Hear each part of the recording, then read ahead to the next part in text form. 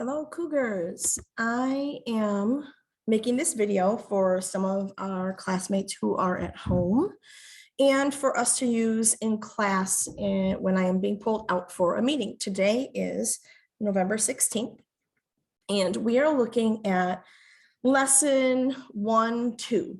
So this is starting right on page 13 of your purple Reveal math books.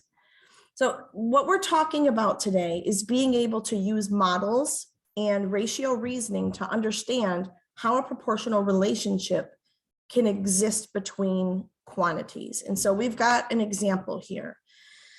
When baking, the ratios of ingredients is important to maintain. And I know that I mentioned that in class. The table shows a common recipe for pizza dough. Too much or too little of any ingredient will not create a good dough. In this recipe, the ratio of cups of flour to cups of water is 3:1. Suppose you want to make 2 batches of dough. Is the ratio of flour to water the same? What if you want to make 3 batches? So let's take a look at how we are going to go about solving this here. Oops, that's not how I do that. Okay, so the first thing we're going to look at is the mathematical model, the bar diagram. So this bar diagram is a little bit different than the one we did when we were doing unit fractions. This is like the comparison bars that you used in elementary school. And it shows the relationship between flour and water for different batches of dough. In each batch, 3 equal size sections, 1, 2, 3, represents cups of flour. So 1, 2, 3. And one section of the same size represents a cup of water. So just 1 down here. So we're going to just see how this presentation works. It says select each button to see the relationship between flour and water for different batches of dough. So I'm not exactly sure how this works here. Oh, here we go. 2 batches. Let's take a look. Well, 2 batches would change it from 1 cup of flour to 2 cups of flour. So now I have 3 equal groups of 2 instead of 1. So we went from 1 in each equal group size to 2, which means that if I want to see 3 batches, it's going to be 3 equal groups of 3 for flour and 1 group of 3 for water. And what changes here is not the bar diagram, but how much is in each equal portion group and the total. So when I have 1, notice that the total on the outside is 3:1. When I have 2, 6:2. When I have 3, 9:3.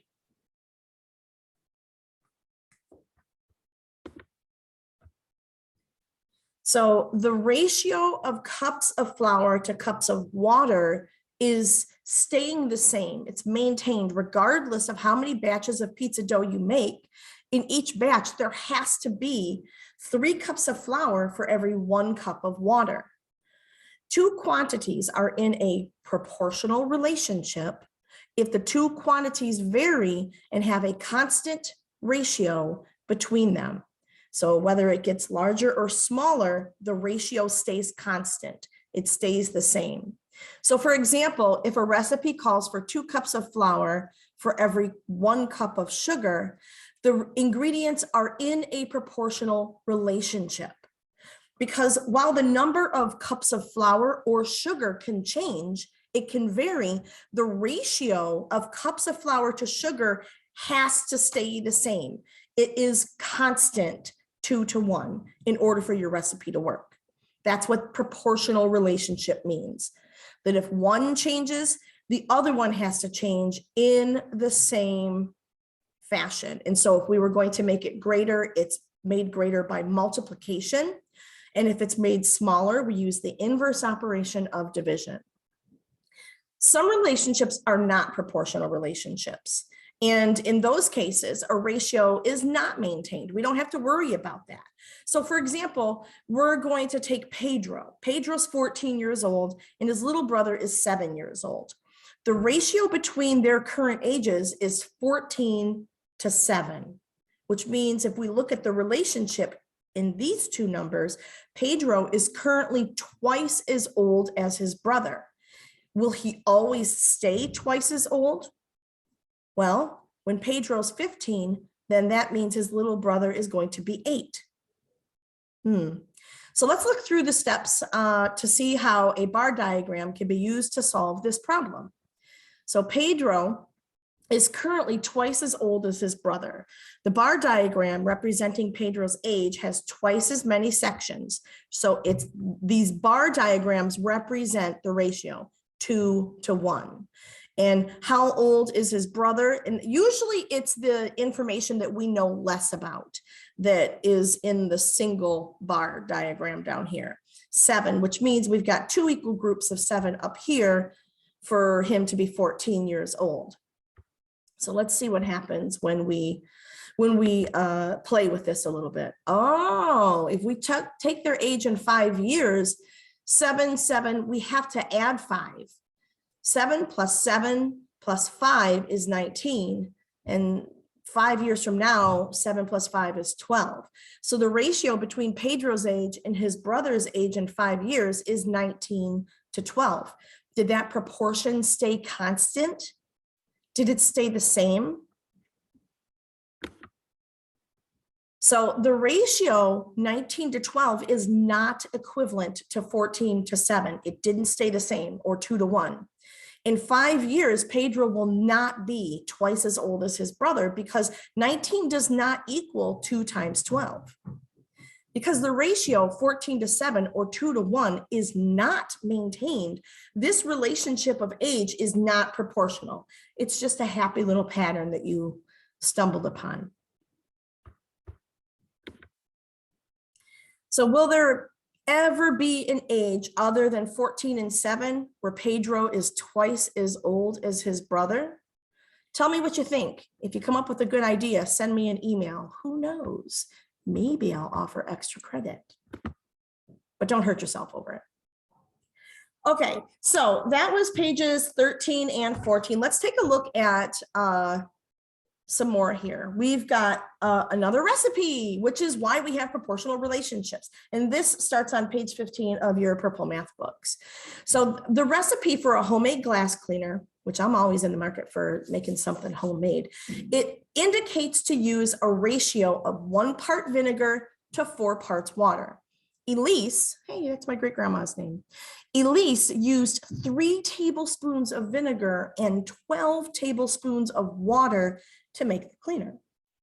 Our question is the relationship between the vinegar and water in the recipe and the vinegar in the water in Elise's cleaning solution a proportional relationship? Did they change at the same rate, that multiplicative rate? And wherever I ask you to explain, or in math books general, we typically are looking for you to be able to use your words to discuss what it is that we're talking about here. So let's take a look here. In order for us to determine if the relationship is proportional, Elise must maintain the ratio of vinegar to water. So we're going to go and I'm going to move through these steps to see how a bar diagram can be used to determine if the relationship is proportional. For every 1 part vinegar, there are 4 parts water. That's our generic ratio here. The units representing the part do not matter. How many is on the inside, it doesn't matter yet. The units can be cups, quarts, gallons, I don't know, whatever you think. It doesn't matter what unit of measurement, because this bar diagram can be used kind of generically in any situation here.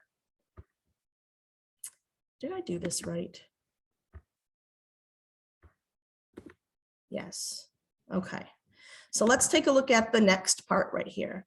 So Elise, what she used was 3 tablespoons of vinegar, which means I have to have the same number in each group for all of these to be able to have this work. So Elise used 3 tablespoons of vinegar, which is 1 part. and she used 12 tablespoons of water. And because there are 4 parts, 4 equal parts, 12 divided by 4, that's how we got 3 in each group. Because there are 4 parts of 3 in 12, she used 4 parts water. So the way that I think about it is we knew that she had total 12, and I had to take 12 and make it into 4 equal groups. 12 divided by 4 is 3. That's how much is in each group down here. So would this ratio be maintained if she used 1 cup of vinegar and 4 cups of water? Well, let's take a look here. The recipe for a homemade glass cleaner indicates to use a ratio of 1 part vinegar and 4 parts water. Do you remember what I said about the units of measurement not making a difference? So Elise had used 3 tablespoons of vinegar and 12 tablespoons of water to make the cleaner. So is the relationship between the vinegar and water in the recipe and the vinegar and water in Elise's cleaning solution a proportional relationship? Well, let's keep going. Is there more I can do? Nope, that's it. So moving on.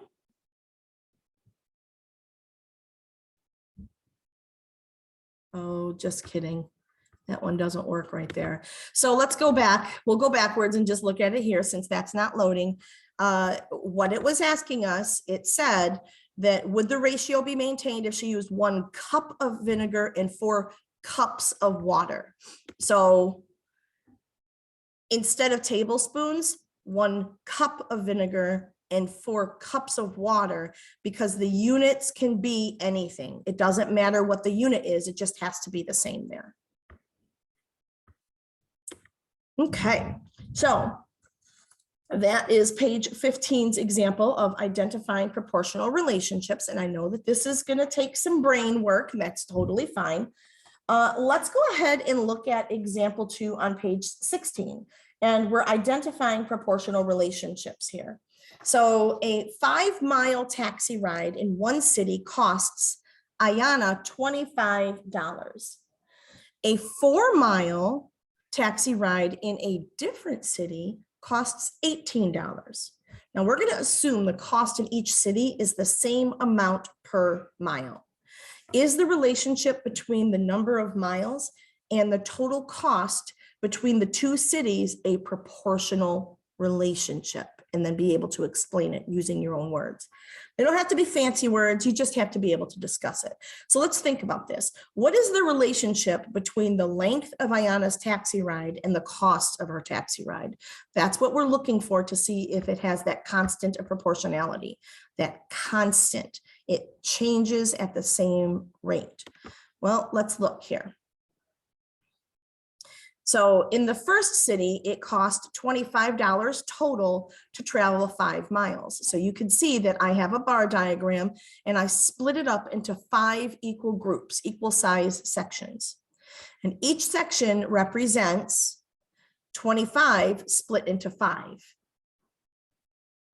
So in the first city, it cost $5 per mile, 5, 5, 5, 5, 5. 5, 10, 15, 20, 25 per mile. We've got the mile in here because there were 5 miles. That's why we split it into 5 equal sections, because there were 5 miles and we want to know the rate per 1 mile.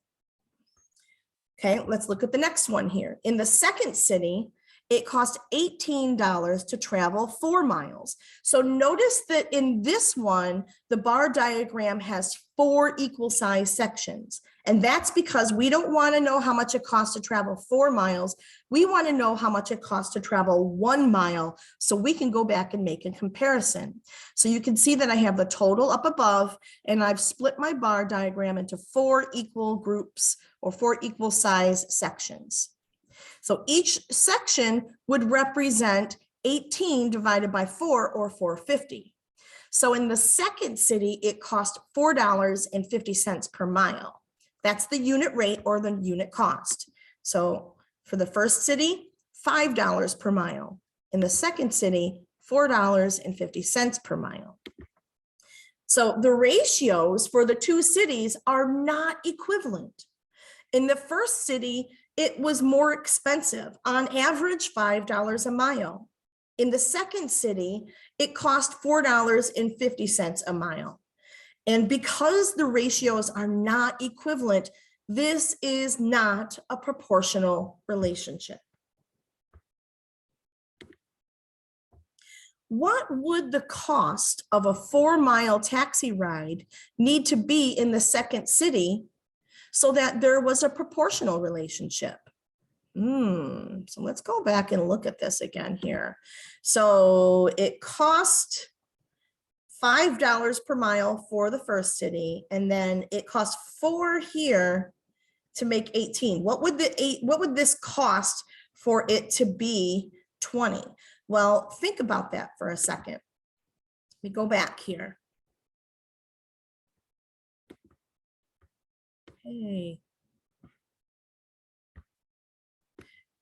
Okay, here we go. So we know that it's split into 4. What if this, instead of an 18, was a 20?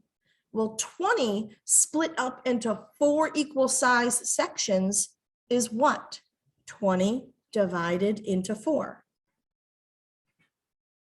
Would that make $5 a mile? Would that be what we needed to do to make it a proportional relationship? Talk about it. Okay, ladies and gentlemen, that is the end of what we are doing for today, Tuesday, November 16th. Your assignment is for you to use these comparison bars, these bar diagrams, to try to solve the problems on page 19. 1 through 6 is really what I want you to focus on. And I do want you to look at number 7, the multi-select problem, that test practice, the type of problem that you're probably going to see on something like the M-STEP or the NWEA test. But on page 19, 1 through 6, you're going to determine if each situation represents a proportional relationship and be able to explain your reasoning. And so 1 through 6 are just like examples 1 and 2. Don't sleep on your resources. I want you to look back at them. You're very likely not going to have enough room to make these bar diagrams on this page. So please get an extra sheet of paper if it is going to benefit you being able to justify your answers to show your work. If you guys have any questions, write your questions down and we can discuss it when I return today or tomorrow.